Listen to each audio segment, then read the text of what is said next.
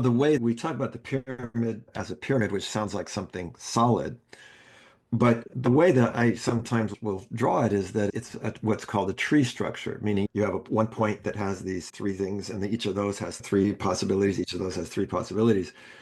And I've Mhm. always said, from terms of flexibility, I might need a lot of different behaviors as I travel around the world because I'm going to many different environments.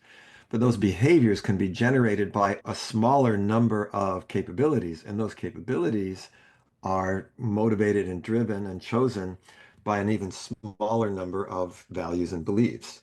So that's the interesting thing. In the class, we're saying, what are the 5 to 7 beliefs that if you had them would change your life? You don't need 1,000 of them. And now the Yeah. big question then is, and this is where we work with these principles of sleight of mouth, is as you look at those principles that you were speaking of, Richard, and because I was listening to you as you state them, this is this notion of the red flags.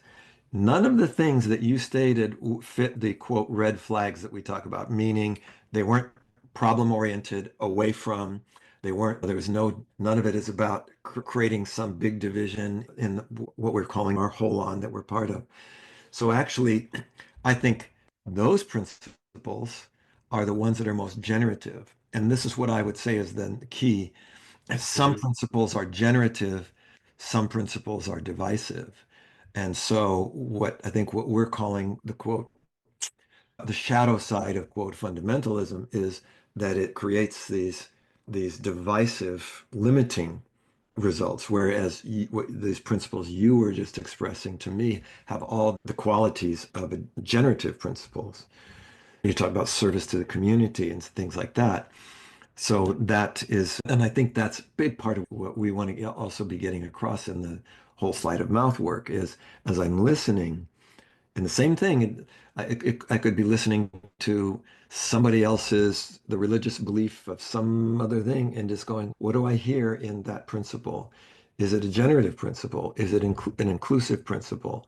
Is it something that is going to honor and add choices, or is it something that is going to start eliminating, dividing, repelling, moving away from? And that's more, and it's not, again, it's not the same as it's not bad, good, or evil or something. That's what's going to happen is it's going to generate, it's going to either be generative or degenerative.